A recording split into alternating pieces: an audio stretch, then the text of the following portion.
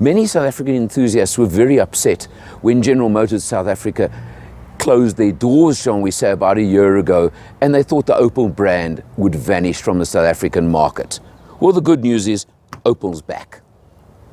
And they're back in a pretty big way, independently of the old General Motors, but that doesn't matter. The car on test right now is the Grandland X. And of course, another big fact in the world of Opel is that there's a deal with Peugeot that has happened in the meantime. So there's going to be a bit of cross-pollination between Peugeot and Opel.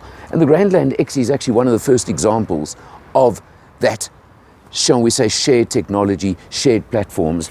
And the Grandland is actually on the same platform as the Peugeot 3008.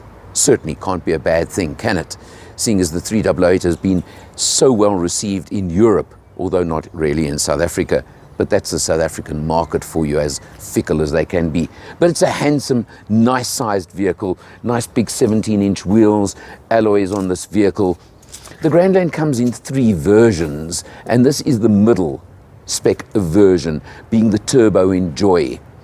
And they're all powered by the same 1.6-litre turbo engine, again common to the Peugeot versions, puts out 121 kilowatts and 240 newton meters of torque. So it's a pretty healthy wallop of power from this engine, and let me tell you, it does give you very good performance. You come over to the boot over here, figure of 312 litres as it is over here, and it can go to about 1100 litres as a 2-seater if you drop all the seats. A very neat feature that I like on the vehicle is over here on the side of the boot.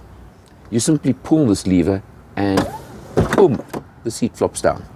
So no crawling, pulling, fiddling, etc. Much easier, very neat, and I think it's an idea a lot of other people could pick up as well. Closing, of course, the large hatch, very neat rear end, and you can see just overall nice, neat looking vehicle. Quite a sporty sort of stance for an SUV, where it has, of course, got the sloping rear end to it as well. Overall, I think it looks pretty good. Let's check it out inside. Stepping into the driver's seat, I'll show you very quickly. First off, the test, we've run 432 kilometers and showing an average of about 8.1 liters per 100 kilometers for the test period. We've done a bit of an open road trip in the car, as well as, of course, our usual commuting duty. I'd say that's pretty much a figure anybody could achieve with this car with no real problems or even effort, can I put it that way. Very nice, neat center screen, infotainment screen on the dash over here. You can see it very clearly, and includes navigation on this model, certainly something I like, and I find it much easier. Easy to use, nice, easy navigation system, down to, of course, your dual zone climate control, and I think a pretty neat little hideaway over there that you've got. Down to your 6-speed automatic gearbox, and surprisingly, because in the Peugeot version, it's got the more modern type shifter, shall I call it. On this one, it's got the more old-fashioned, but it certainly doesn't make any difference and doesn't affect your driving at all. You're going to reverse, you'll see you've got your rear sensors with the mapping, and of course, if there's an obstacle behind or in front of you, it shows up over there. So not the full camera, but it certainly does give you what you need and helps you with what you need to know on the vehicle. Nice and easy over there. Down to an electronic parking brake. And a feature I found, I'm not going to say criticize, but interesting on the vehicle, is that in this particular automatic version, and you only get the automatic in the Grandland, but it doesn't seem to hold very effectively on a hill. So it's just something you need to be aware of. It's not a fault or a problem in any way, but you must be aware that not like most traditional automatics where it holds or even creeps on a hill, this one doesn't quite. You've got to use your foot on the brake at the same time and keep it there. No big deal, but just be aware of it as far as I'm concerned. On this model, you do get electric seat adjustment on the driver's seat, which also is quite a nice feature, and you can see full leather trim. And an extra on the particular car we're driving is this beautiful, you can see full-length panoramic roof. I love those. I find it light, airy, spacious. It just gives me a good feeling in most cars there when I'm driving them, when you do get that. Now, price-wise, you're looking at 465,000 Rand for the Enjoy version.